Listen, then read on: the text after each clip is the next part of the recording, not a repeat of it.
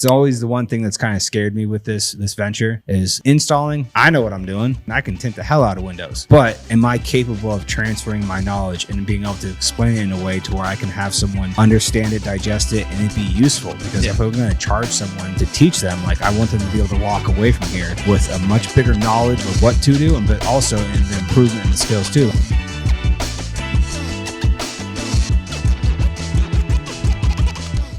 Hey everybody, welcome to the Born to Tint podcast with the Miller Brothers. I'm excited to be here with my big brother Josh. I'm Ricky, and this is my little son Luca. How's it going, everybody? Today we have a special guest. We have Vic from We Tint Tulsa. Just finished 2 days private training with him here in the academy. He won the WFR Charity Auction.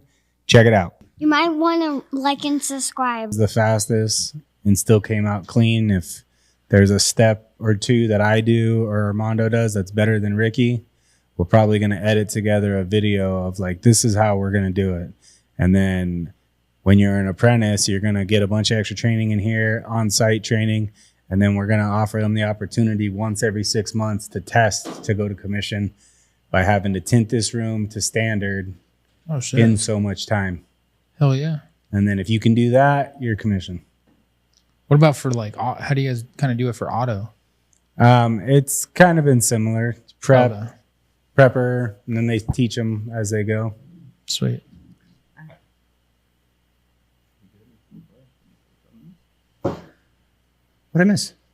No, we were just telling me about Andy Elliott and Tony Yee's going to Andy and David Goggins thing in Arizona next week. Who?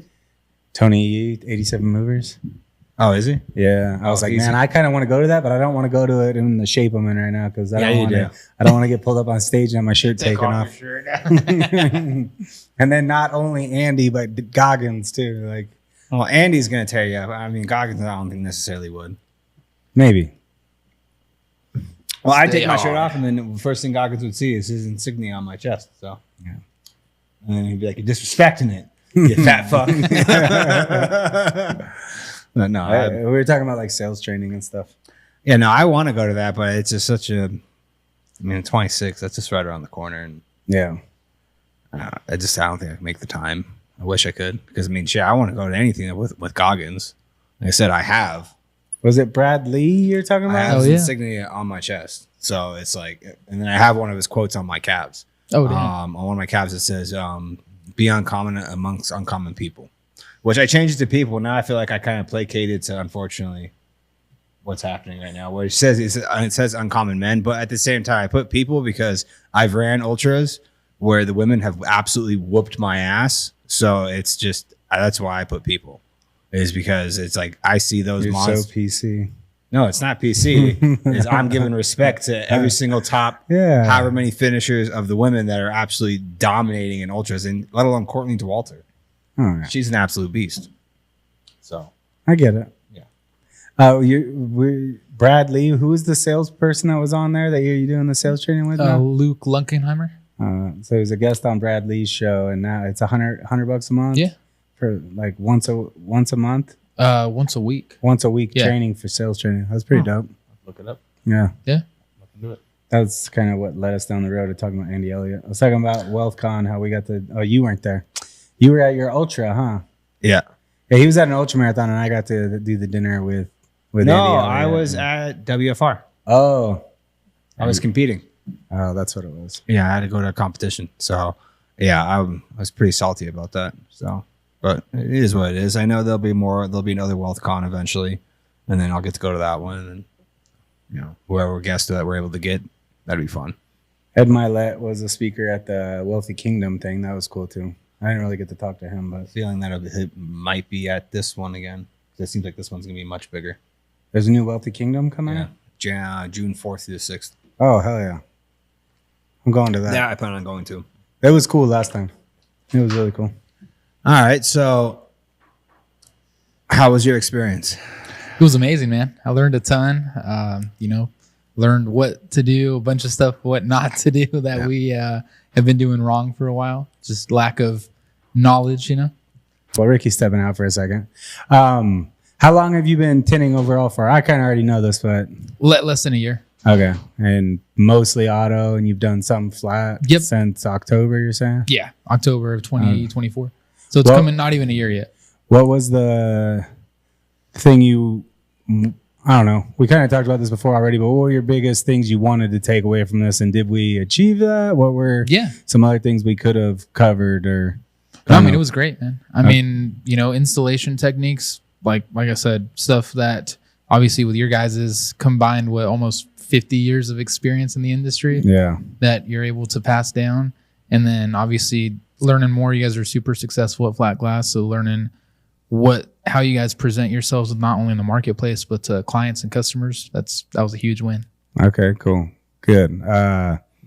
This is it's kind of like you're new to the industry, and for us being in it for so long, we've taught our guys in-house forever, but it hasn't been like a formal thing. So like we're new to this. So we're kind of looking for feedback as we do it and like making sure we provide value for what's going on here. I feel like it went pretty good. There's things that I think we could have gotten a little bit more reps in on, but like definitely there's a lot that I feel like you can take home. Yeah. The big one for me is most people don't get very comfortable cutting for a while because, you know, there's only a couple cuts per window, and taking a piece of film, finding a window in your home or your business and just practicing the cuts, right? Like peel the film, cut the side, maybe only one side and a bottom, and then peel it back, do it again. Like that's something we only learned in the last couple of years that has definitely made our new guys better, faster. Because that's the one thing they're always the most uncomfortable about. Yeah. Once the film's cut and you've got cleaning the window down, squeegeeing, it's fairly simple. Yep. Like getting enough water squeegeed out is, I think, the thing most people underestimate. Were you surprised how much harder we're pushing when we're squeegeeing? Definitely. I mean, we've been talking about jiu-jitsu for the whole time that I've been here, and it's just like it's similar. Tinting is similar to jiu-jitsu in the sense that kind of once you get your fundamentals down and you understand, you know, like the basics, then you just practice them and practice, and that's how you get better. Yeah, 100%. That training jiu-jitsu is definitely, while trying to like translate my knowledge I have on tint to even just our guys, has made me realize like I'll show something and like, because it feels so secondhand to me now. It's like somebody that's a black belt showing an arm bar. A lot of times they forget a key little detail. Oh wait, bring it back. I forgot this is where my grip is. Like, or when I'm cutting a window, when you make this cut, it's not just that you're cutting it. It's like, what's the angle of your blade at? Which OFA are you using, and how far is the blade out? Like those little nuanced details, I feel like are just like jiu-jitsu. Yep.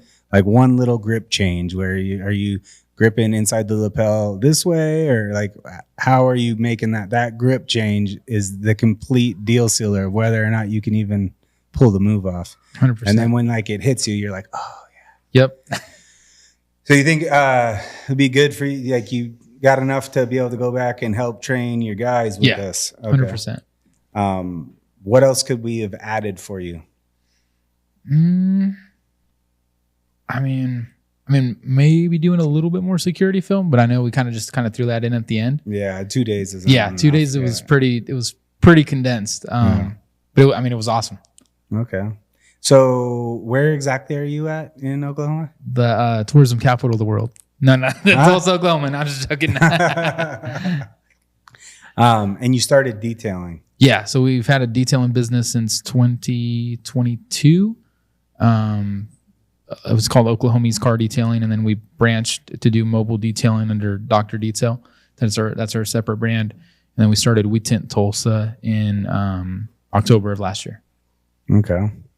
What have you come up against, like going out in the field and actually getting onto flat glass jobs, that has been your biggest pain point? One, just getting a better understanding and being here has been super helpful, especially with how you showed us how you do your presentation. Yeah. With the, what's it, the EDTM reader? Yeah, the glass check. Yep. So with that, I think just having that, and then other things that you showed me within the presentation, like having the super nice folder, and then instead of just having a swatch book of film, I think having the larger pieces that you guys have in your presentation is super helpful. But in terms of like going up against competition, I don't really think. Maybe there's one company in Tulsa that really focuses on flat glass. Everybody else is just an auto installer that thinks they could do flat glass. Doesn't really understand, like, that there's risks involved. There's a film to glass chart that you have to use and certain things of that nature. Yeah. And that's the big thing we're trying to help educate the rest of the industry on, because I know there's a lot of that happening, and it's so tempting to just go do it because you've got the customer, you just did their car, oh, I want to do my house. But so many times I'm hearing horror stories of, that house job getting jacked up or car film being put on and windows being broken, that then just gives the whole industry a bad rap and makes people not want to tint their home. It's like the more people we can have out there doing it the right way, not even here in town. I would like the quality of other shops here in town to get better, because I really don't see other shops as competition when there's millions of square foot of glass on homes and buildings out here that most consumers don't even realize the problems we can solve with window tint. And it's like, let's increase the professionalism of the whole industry. And then as everybody gets more professional and starts putting more content out on social media, a lot more people are going to have good experiences where they then refer their friends and family, rather than that bad experience where they then tell all their friends and family, don't ever tint your home. Yep. And then there's more work than we could ever handle. Yeah. You drive down any street, I know here in town, and start looking at homes, and it's, maybe 1 out of 20 houses has film on it.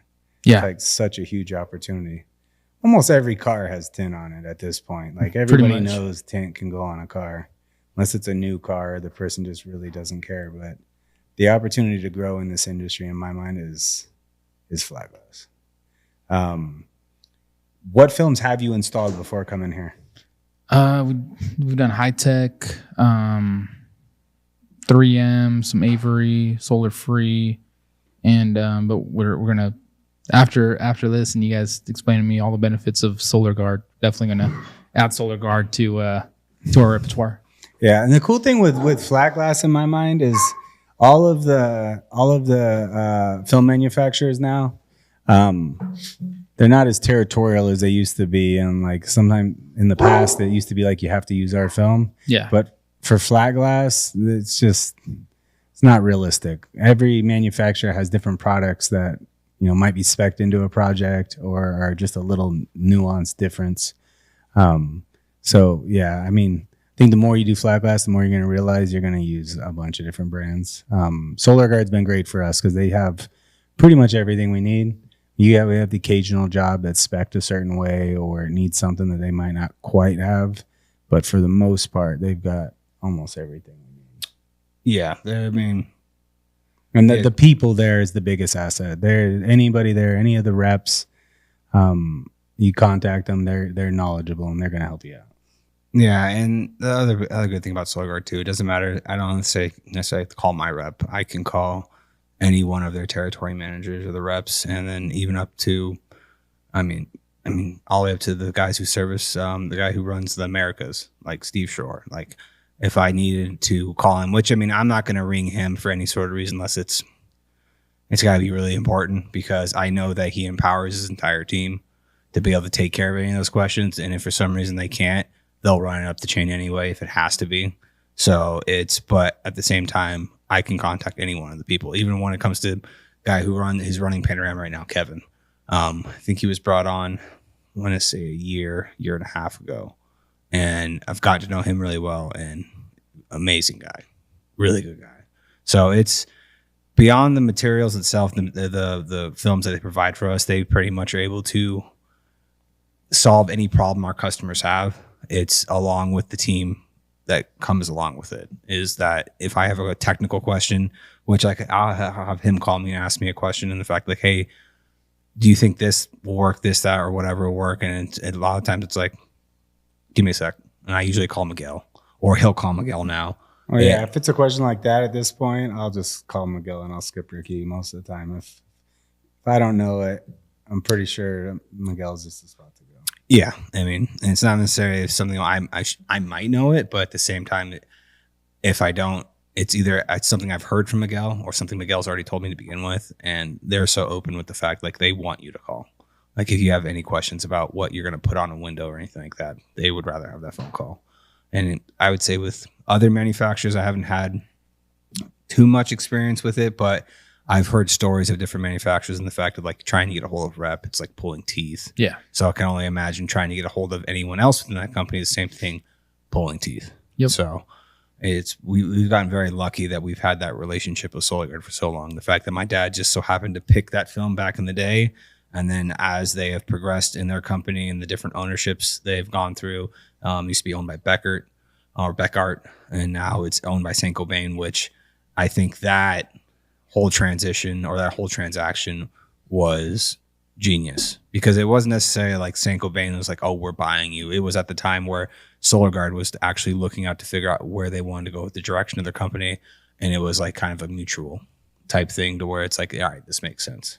And then especially being tied to a company that is focused on energy savings across the board. And then that's just how they run their company too. And the assets that SolarGuard has because of Saint-Gobain, it's been nothing but a great partnership. Or I mean, we say partnership, they actually technically own them, but for the most part, I guess kind of partnership. But no, we've gotten really lucky with the manufacturer we've been able to work with. So yeah. So let's go back for a second. And you're gonna know the details of this better than I will.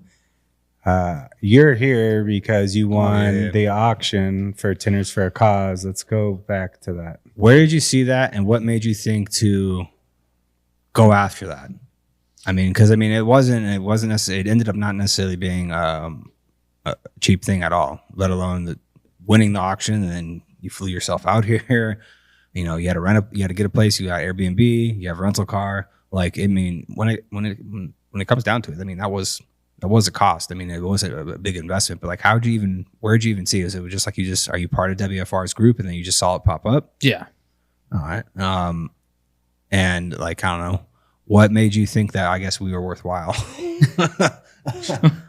Well, I mean, I've always invested in myself. Like, if I don't know something, I'm going to find somebody who was more in a position where I want to be.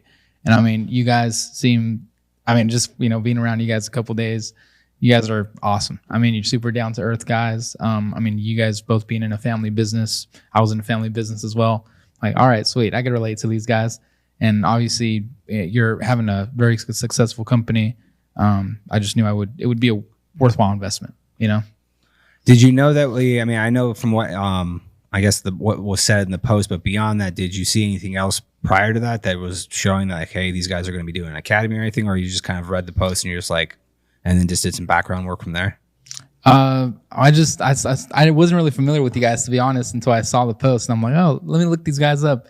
Dove into the podcast, and then saw you guys, had relationships with Panetta and had been doing it for so long. I'm like, sweet, let's do it. And because I saw that you in at first, because at first when we put it out there, it was one of those things where we even kind of shot an ad, because obviously the biggest thing about doing that is when I saw the news about Cadence going down, and that whole situation, and then I saw the auction get put up. I reached out to WFR instantly. I reached out to Ryan. I reached out to Cash, and I was like, hey, I would love to, because I saw someone else was donating a training program. I think it was a rap class, and I was like, all right, how can I help? What can I do? And I was like, hey guys, I want to donate at least like a 2-day class, one-on-one. And I want to try to raise as much money as I could for Cadence, because being in a smaller, which I don't know if I don't know the size of the shop, but I know he was a main installer, and let alone just not even the shop itself, just him, as that being your only source of income. And then you're going down for 6 to 8 months, like, and then let alone probably the medical bills and everything else. I wanted to do whatever I could to help raise money for him. Yep. And then the benefit for us was, like, obviously we're trying to get this thing off the ground and actually start running classes. And it's like, all right, I'm not saying I use you as a guinea pig, but kind of slightly use you as a guinea pig. Like, we've always kind of had an idea of how we'd want to run things, but it was in our minds and then kind of put down on paper. And then we discussed how we wanted to kind of structure it or how we wanted to go about it. But until we actually get our hands on and like do it, we don't know how it's going to necessarily work. So it was nothing but like a net benefit for, both of us. So I was very proud.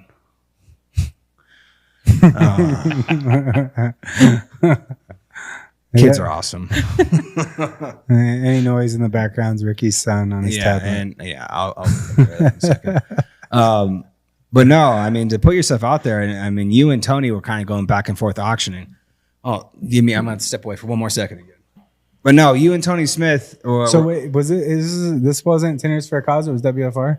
It was WFR. So Tinners for a Cause did their own thing too, which I'm pretty sure they raised a good chunk of change. I know the auction itself that we did, or that I say that WFR did, I think it raised like just north of like $9,500, and then Tinners for a Cause did I think a big chunk of money too. Oh, cool. To where it's like, he'll be able to I as far as I know, obviously get by. Yeah. And like I already know, by the time we did the auction, he'd already gone through surgery. He was already rehabbing. He was already walking with a walker. I mean, he snapped his femur, punctured his lungs. Like it was definitely, even like looking at the car and the pictures, like it was definitely one of those things where you look at the picture and you're like, he's alive. Like, holy hell. But I know you and Tony were going back and forth because Tony's already been in contact with us, talking, like one of those guys asking like, hey, when you guys open up the academy, when you're doing the training, like, and he already does know, like, and Tony already does flat glass. Like he does security films. I know he works with Randy Humphreys and Kyle Whalen, and he's done a bunch of jobs with them, but like he's the same thing. He just wants to come out and just learn more, more knowledge, more, and just kind of keep growing. So yeah, I saw the bids going back and forth, and then eventually Tony was like, all right, bud, it's yours. Congratulations. So, I was hoping that we would get a little bit more of a back and forth, which, I mean, I know probably in your end, you're like, no, it's good where it's at, which when we did the live auction, but I was happy that we were at least able to raise. I mean, that's not cheap at all. You ended up bidding, when it was $1,500, if I'm not mistaken. I honestly don't remember. I know it was over like 1,000 or something. Yeah, you guys were like, all of a sudden, like it was like the bid kind of started, then you jumped in, then Tony realized it, and then Tony bid, and then you bid, then you like you went back and forth, I think 4 or 5 times. And then eventually Tony's like, I'm out. So, but I was very happy to donate our time, and then also, like I said, the selfish part of it for us is we got to bring someone in and do the one-on-one run through the windows, because when it comes to actually the academy, like besides me doing some training with my guys, which like on like those windows, like us touching all these windows, that was like a first time occurrence where we actually trained on those windows. So Sweet. You were the first one to touch those. Heck yeah. So appreciate it, man. Oh no, I appreciate you coming out, taking the time, like beyond the fact of the having to win the bid, fly out here and all that other stuff. And then it's also two days of your time, which that's not free either. That's not cheap either. I mean, that's our biggest commodity is time. When pavement hits the road, like that's the biggest thing. So I appreciate you putting the trust in us to come out. I'm hoping that it's always the one thing that's kind of scared me with this venture is like installing. I know what I'm doing. Like I know I can tint the hell out of windows, but am I capable of transferring my knowledge and being able to explain it in a way to where I can have someone understand it, digest it, and it be useful? Because if I'm going to charge someone to teach them, like I want them to be able to walk away from here with a much bigger knowledge of what to do, but also in the improvement in the skills too. Like I was saying, the one thing that I messed up on is, and which I am going to do, I think when we do the first 6-person class, is whenever I have, so like the first thing, probably one of the first things I want to do is I'm going to ask, do you have any flat glass installation experience? And if they do, I want to have them, all right, you stick this. Or even after we go through the whole, like, this is how we do it here and now, I'm going to let you do it. I'm going to let that person do it and see what they retained and see what they pick up, take a picture of that window to begin with. And then 3 days later, do that same window again. And then if anything, time it out too. See how long it took it to do it the first time around and see how long it took it to do it after we technically put you through the training. And I want to see a before and after photo, because that's going to be the comparison for me. It's like, all right, did I succeed? Was I able to further this person's knowledge on installing in flat glass to a point where it's like, all right, you've got to the point where you're getting the basics down. Now it's starting to get to the point where you have to just repetition. You have to rep it out, get used to that muscle memory, and just do it. Because eventually, like I was telling you, like for me, when I started learning to do flat glass when I was younger, it was one of those things, like I knew like what my dad was telling me and I was doing it, and it looked good. But then all of a sudden, like one day, like probably like a year into installing, something just clicked. And it was just like, Now I understand like the small manipulations, and it's like I was understanding it, but like I fully all of a sudden grasped the concept, and I was like, okay. And then from there, it's just kept layering on more by putting more repetitions in. That it just I slowly kept improving, and then it just was like, all right, I just need to keep repping this out. And that was the main reason why we stood this up. Is our previous training method was we hire someone, we let them know, like, hey, we're going to teach you how to prep. We're going to try to make you the best prepper possible, because that's one of the most important steps is getting your window clean, making sure the whole area is cleaned around it. And then past that, it was like that would take about, we let someone prep for like 2 months, and because it's all on the job training. So it's certain jobs you walk into a customer's house and it's really like, I can't necessarily have you do this. Yeah. So it's, I can't necessarily have you do this in this house. So I can only let you grow so much at a time. And then it's like, all right, now I'm going to have you start sticking windows, but you can only have them stick so many windows past that for it to make sense. I'm so sorry. You're getting a lot of first. No worries. Yeah, the reason why I've been getting up and down is that today my son's been with me all day. He's been an absolute amazing trooper, and it's just it's towards the last hour of the day. So just getting that 6-year-old vibe at the moment. So You should just let him sit on your lap or something. yeah, Maybe. I'll see if I can get it. Yeah. Bring him Yeah. in. Bring him in. Make him part of it. He'll be fine. With the class itself. So do you feel like, obviously, I mean, if anything, this is me asking that question. Yeah. Do you feel like we were able to transfer knowledge to you? I mean, that's like my biggest thing is like, was I able to pull that off? Yeah. 100%. Yeah. 100%. Okay. What do you think? What was the hardest part for you? Or what was the hardest part? I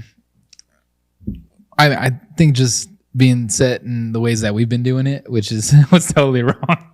So, I mean, it worked, but I mean, obviously the way that you guys do it is a much more correct professional way. Okay. And that just beside because beforehand you were doing you were plotting patterns out and just kind of fitting them in, just short around, and then just covering the gaps up around the outside. Oh, well, hey, that's better than I've seen people just cut patterns, set them in the middle, and center it, and leave it be. So you would plot and just plot it a little short, so you didn't have to cut, like at all. Yeah, I mean, obviously on some certain things we did, like when we first started. I mean, I didn't have a plotter. Yeah.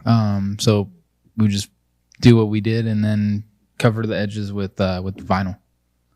So that's a tip that my buddy gave me that taught us how to wrap cars. Oh, okay. He was like, well, if you guys mess up a cut or whatnot, if you can, just cover the borders with vinyl. That way there's no little light gaps either. Yeah. And then you're also leaving a straight edge, at least with the vinyl. Yeah. So, I mean, hey, man, you work with what you know. Yeah. And you go from there. And the fact that you put yourself out there, and the fact of seeing that the training, I'm like, all right, let me go see what these guys are doing. Yeah, that's one of the things I would say. Getting to talk with you for the last 2 days and see how much you were like really dialed in and taking in what we were giving you and then applying it. And I feel like you got a lot better at doing it the way we do it. Without a doubt, from starting to begin with, your first install to your last install, like the last install you did was the sunburst, and that cut on the top of the sunburst. Like that's just do that. That turned out great. That turned out really good. Yeah. And I could see the improvements after every repetition. And like after the first day, that was the thing what I gathered from the first day to the second day was like, all right, the one thing that I wanted to hammer home on was the cutting, which is technically one of the hardest parts of flat glass is nailing the cutting down, being consistent around the edges. If you have to leave a gap, that gap better be consistent, same size all the way down.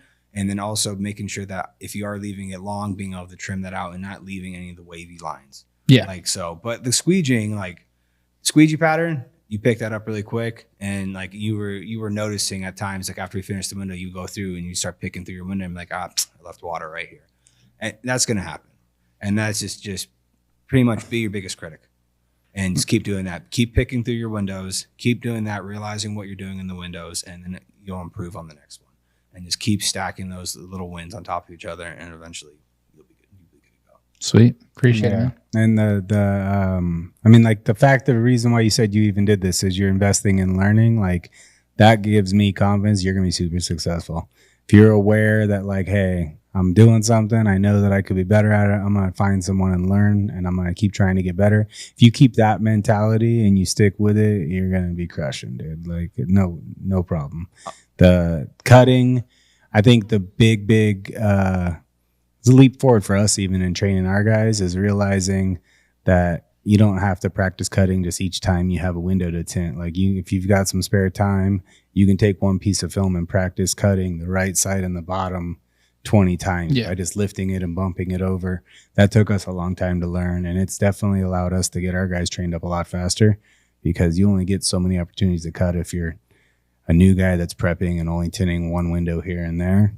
But if you can go sit and spend an hour just cut, what did I do wrong? Okay, let's try it again. Like figure out the angle of your blade, which OFA you want to use. There's a huge argument out there on red dot or OFA silver. OFA silver. For flat glass, I would, in my opinion, I can make a red dot work for architectural knowing how far to click the blade out. But I would still prefer the silver. I'll put it this way. For me and what I've seen, it is easier to first start with the silver because of how far the blade clicks out. Yeah. With a red dot, that first initial click, it's just like the very tip of the blade, and then like your angle of how you're putting it on the window better be spot on. Otherwise, you're not making contact, you're not cutting all the way through.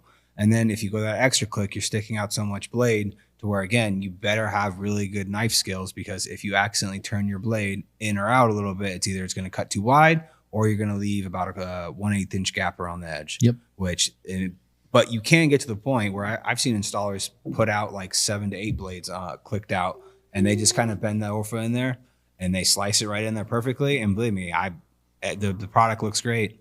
So I've got zero complaints with it. Yeah. So, but it's just getting in. But those guys that I'm referencing to have been installing for 10 plus years. Yeah. So they've had an OFA in their hand cutting against flat edges to where they know how to manipulate their blade. So it comes down to repetition over and over again.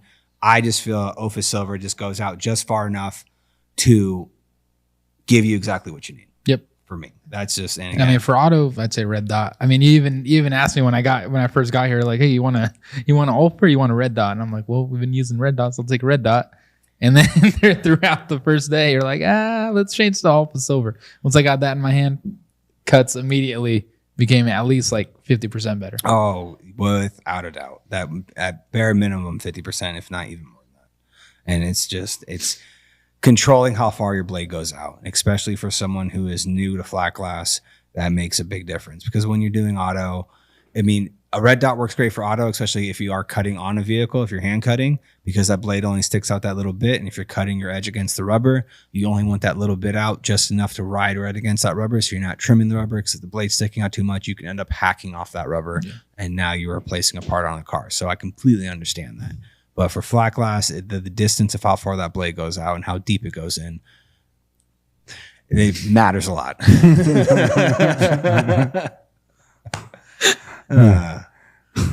That's going to be a whole nother podcast. Yeah. Things you can say in tint that probably sound completely inappropriate. I was just going to say one, but I'm not. Going back home, what are you most excited to like implement? And like, I know drop rolling was a big deal for you because you've been like peeling off windows. Do you feel like you got that down to at least a point that you're gonna? Yep. Yeah, I think that's a huge one, because you don't always have someone with you. Yeah. Like back in the day, before films drop rolled really well, like a lot, the liner wouldn't release from the adhesive very easily, and I don't even think anybody really thought even to do it back then, but it probably wouldn't have worked well anyways. But now films, for the most part, most films are going to drop roll pretty easily. So if you're by yourself, you can always get it done. So I feel like learning how to do that's important, because you're probably going to be tinting on your own at some point where you don't have somebody with you. But what we used to do, though, we started out as our first job besides prepping was the film holder.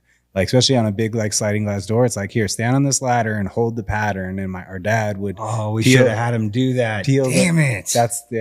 Peel. That's always. Well, that's how we were. That's how we have been doing it. Yeah, that's the OG way, man. It builds up strong shoulders. Yes, it does. You hold a big piece of film up in the air long enough, you're like, come on, hurry up, peel. In which my dad wasn't the fastest moving installer, so you get a good 7-minute arm hold in the air. And it would be like, it's like you're sitting there shaking. He's like, I'm almost done. I'm like, okay. It might actually be a good way to haze new guys. Like, Yeah. hey, here's how we're going to do this job. You're going to hold the pattern while I peel it. Just leave the room and just see how long they stand there. Set a timer. You can't put it down no matter what, or you ruin it. I'll be right back. I got to go get something in the van real quick, and just step away and just set a timer and see who sets the record. And sometimes it's a good skill to have, to know how to do that, because sometimes it's actually beneficial to do that. Yeah. You have a really big window, and for whatever reason, you can't run. I mean, I can't think of too many scenarios right now off the top of that. But even like a shape like that, like the sunburst. Yeah. You know, you can side roll it like we showed you, and you get the hang of it. It's pretty easy. But if you have a second person with you, It'll make and it you've that much already easier. trimmed it down to be somewhat the shape, just have them peel it, spray the whole thing. That way you don't even have to wet the sunburst at all, because the way dirt might come down from the top. Because if you can soak the pattern and then just set it on there, you have a lot less likelihood of contamination. So there's still a place to do that for sure. Like, it's another tool to have in your tool belt. But drop rolling, in my mind, makes it to where you can go tint any job on your own. Oh, absolutely. And even if you don't have to drop it, rolling it across the window. Yeah. If you have a, say, 100-inch wide window, 60 inches tall, like, some people be like, oh, you can't do that by yourself. No, you absolutely can. Is it fun? No. I wouldn't, I would recommend, if you have a bunch of those, finding a helper and help, to help you out with it. But it can absolutely be done. And being able to, you just got to make sure you keep it rolled real tight, slowly roll it, finger it across. Get it real wet. Wet it down. Yeah. Make sure you have enough slip solution. I've actually done windows before where it's up real high, so you're on a big ladder, and it's wide like that, and you don't have anybody with you.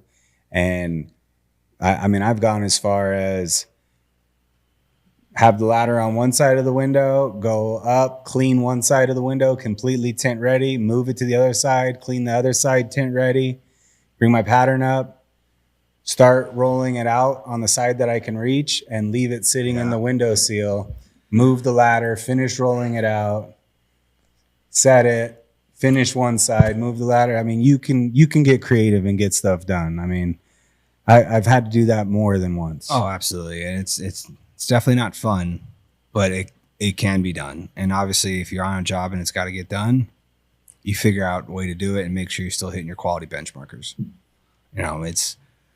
So you're, sorry. Okay. You're a young dude, and you seem very, very entrepreneurial. Where did that come from? I'd say my uncle. So I grew up in the restaurant industry. Okay. And worked with him since I was like 11, 12 years old. Oh, yeah. And you're saying you had a coffee shop with your sister? Yeah, well, so I've pretty much been entrepreneurial since I was like 10, 11. So worked with my uncle. Then like at 15, 16, I worked at this coffee shop, which kind of gave me the passion for coffee, but I was always into restaurants. So in the mornings before high school, from like 5 a.m. to 7:30, I would work at this coffee shop, and then go to high school. And then after high school, I'd work with my uncle from like 6 to 9, 10 at night. So, I mean, I kind of got my work ethic from him and my entrepreneurial spirit, I guess you could say. And to be honest, it's kind of like a mirror image for us. Yeah, that's kind of, to be honest, that's kind of what drew me to you guys. I'm like, oh, these guys, family business. I mean, seem very relatable to me and super down to earth. I'm like, sweet, man, I'll make the flight out here. Yeah, no, it was, I could say, almost the exact same experience. As the shop was our babysitter, and then as we got to an age where we wanted things, it was, okay, you got to earn it. You got to work for it. Like, I wanted a motorcycle. So my dad's like, okay, work, and then when you have earned enough money to get one, we'll go buy one. And then it was another one of those things where he was telling me, like, and where I had in my mind, like, well, if I bought it, it's mine. And then you can't tell me to do it. We'll do what I want with it. And it's looking back at that now, I was like, God, I was stupid. Like, still living underneath his house. I was only probably 13, 14 years old. Without a doubt, if I was my dad in that situation, yeah, sure. And like, obviously, if I screwed up, it's, yeah, you're not riding that. You're not doing that thing. So it's like, all right. But it was a path for us to earn money, and then we just kind of got lucky. And then also we got to watch our dad. We saw our dad work endless hours and what he had to do to provide for us. And we probably, at least I didn't realize at the time what was happening, but now I look back at it, I'm like, all right, so we were just learning by watching, and it definitely translated to us. And now it's like the same thing. It's happening with me now. Like usually any chance I get to come down here, he comes with me, and he loves being freaking down here. awesome, dude. Yeah, no, I got very lucky. And like even with the small windows, I know Josh was able to have him tint a window today, and it was cool to see the final product. And technically it's his second window. I showed him his first one. Oh, well, it was all you then. No. That's okay. No, what I realized is, probably the same thing when I was learning from my dad. It's like, yes, I listened to him, but at the same time, learning from your father is a lot harder because you know everything and you know what you're doing. I kind of get it from him, and I'll go to show him something, and he's like, Dad, I know what I'm doing. I'm like, okay. So, because I could hear him taking the instruction from my brother, and I was like, he's definitely taking this instruction a lot better from him than he is from me. No, yeah, that's awesome, man. But I think everybody should either work in like customer service or like restaurant environment or something like that. Cause I'm sure it's helped you guys in all aspects of life. Going, meeting different people. Like if you're shadowing your dad, like meeting a variety of different clients or customers, or I know you were telling me, like one of the first things, and which I really, really appreciate. I've been to lots of other classes. Both you and Josh harped on quality. And like just making sure, if you ever step into a customer's house, like make sure, pretend it's your house, like take your shoes off, like just those little things are awesome. Oh no, that was, yeah. I shouted my dad on sales when I was younger and couldn't really do much. And then even on the installations too, I was the trash picker upper. And those are the biggest things. You walk in someone's house, take your shoes off. Like it's just, you'll get the customer when you go walk up to the house and you go to take your shoe off and they'll look at you crazy like, dude, leave your shoes on. I don't care. And it's like, okay, that's fine. But the person who actually does care, who doesn't want to put you in an awkward situation because now they feel awkward about it, that won't say anything. They're sitting on their couch kind of cringing while you're walking around with the shoes all over their house, and they won't say anything. But after you leave, now they're cleaning their entire house. You do that for them. The referrals you'll get from that customer are never ending, because you just did something that majority of the contractors or trade work people are going into their house just aren't doing. Yeah. Like I've experienced it in my home. Like I'm not like hard set on like, you step in my house, hey man, take your shoes off. It's just, for me, I'll let any person who comes into my house who's going to give me a bid on something, I want to see what they do. And that just goes to tell me like, all right, are they paying attention to the small details? Are they showing up like an hour late without a phone call? Like people get behind, jobs get behind. Like I get it. I've done it myself. But if you're not calling me 30 minutes before when my actual appointment is, or even 30 minutes before the window, just to kind of give me a heads up, like it's showing me you don't respect my time at all. So it's like, all right, so I'm not going to say that's going to completely judge the quality of your work, but it tells me what you kind of like, your small little things that you don't do. And like that kind of starting to frighten me a little bit, So that was probably one of the best things he transferred over to us was customer service and quality is king. Nail those two things. People will talk about you and you'll get referrals. And that is, that's still to this day, over 50% of our business. It's referral or repeat customers. And it's through slow times, that's going to carry you. Yeah. Because you can feed as much money into the marketing machine as you want. But if people aren't buying, or it's just, you still need those referrals. That's the one thing my dad's built up amazingly in this city is our brand recognition. And he nailed it. Because we'll see, people see our orange vans. And then also people will talk about like just interacting with my dad and just the character he was and how he was.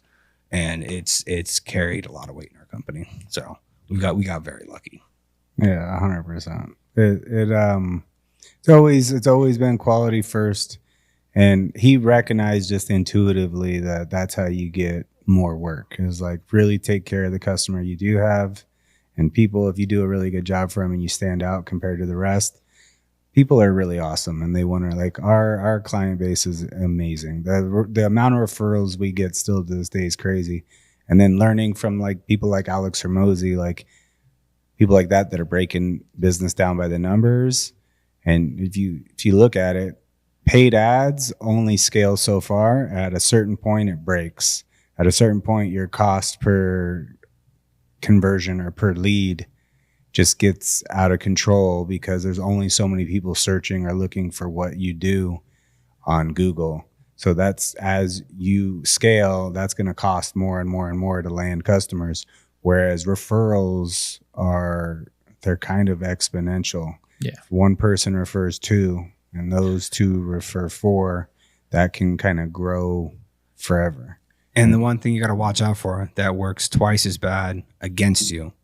So the one time that if you don't go and it could be in a situation where you might feel like it's unfortunately you feel like a customer is trying to get one up on you, or it's you left a window, and it's not even necessarily that. You left a window on that you thought was questionable just because you thought because of time, or it's like, oh, I don't want to waste that piece of material, and you're trying to technically kind of get away with something.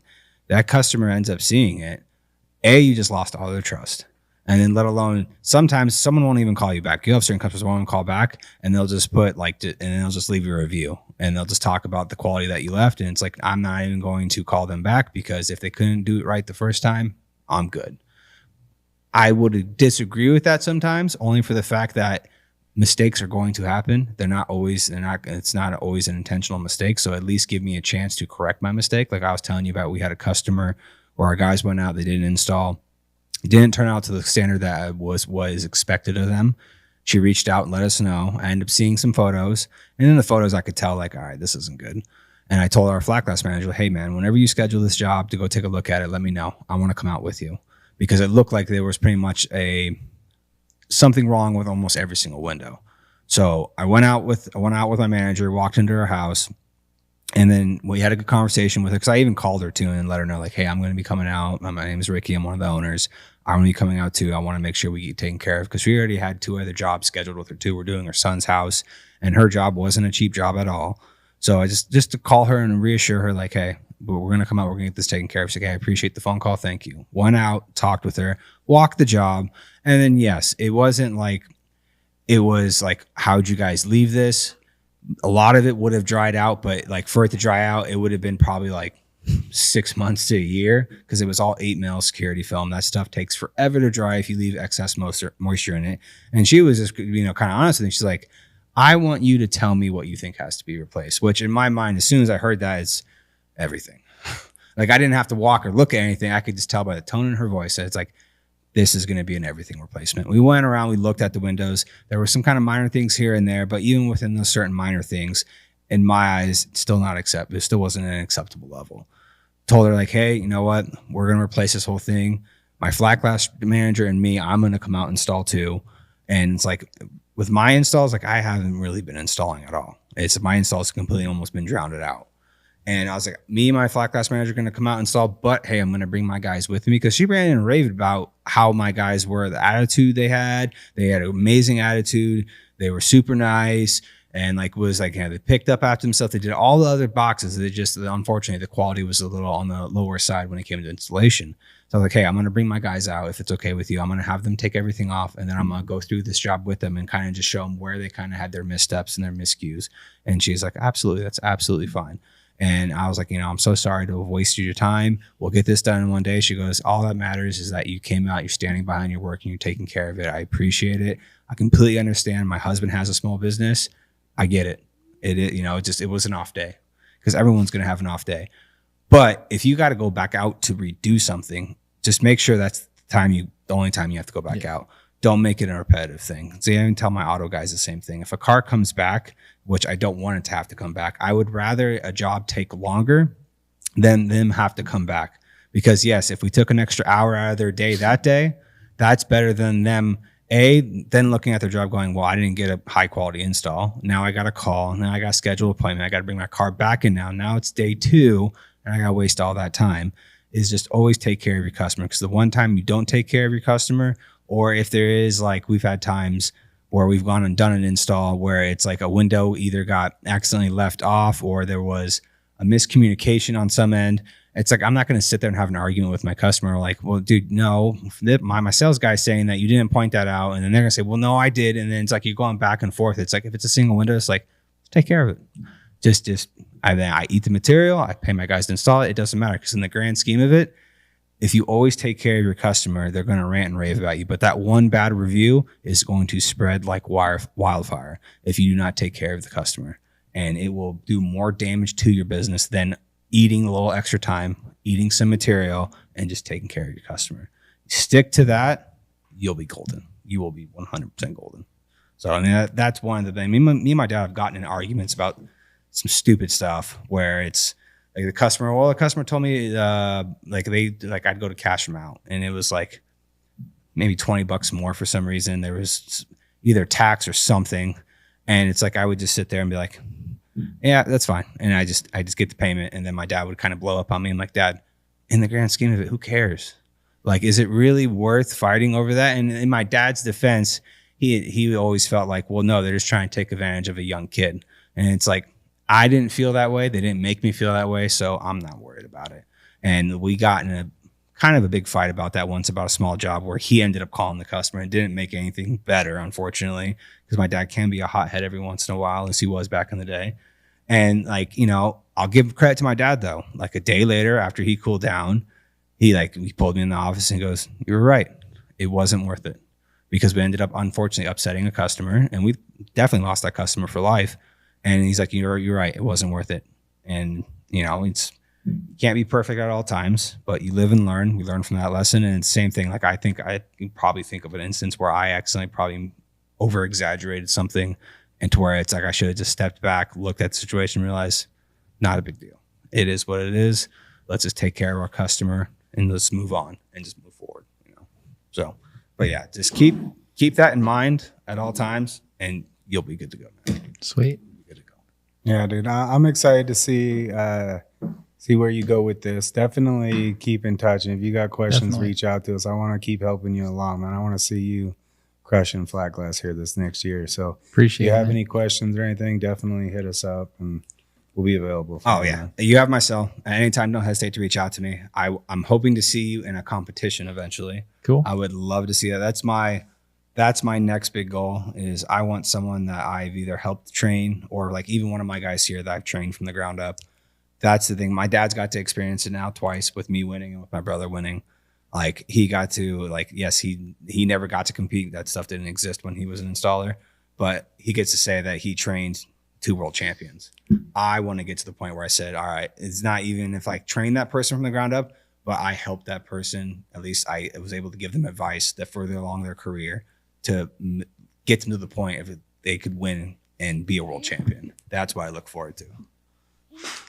I think he's got to get to the airport anyways. Yeah, I appreciate you sitting down with us real quick and having the conversation about it. Like I said, my number is always open. My door's always open. Any questions, even if you have an install where a window's kicking your ass or anything like that, snap a picture. Snap a video. It's 2025. Take a video, bro. Well, you can also just take a picture of a window and be like, hey, what would you do here? You don't have to I mean, I can tell a lot more from a video than a picture. Whatever need be. You ever run into a window system where something's giving you a problem, send it to us. We'll make some content. We'll send it your way. And we'll always be there to help you out. We really appreciate you taking your time to come out here and putting your trust into us to, train you. Appreciate you guys. I appreciate you, man. Where can they find you? Yeah. At We Tint Tulsa, or Vic Khoustekian on Facebook. All right. Awesome. All right, cool. guys. Thanks, guys. You guys know how this works. Follow along. Okay. Subscribe. Subscribe below, guys. Luca doesn't want you to subscribe, so subscribe. Have a good one, guys. Cheese.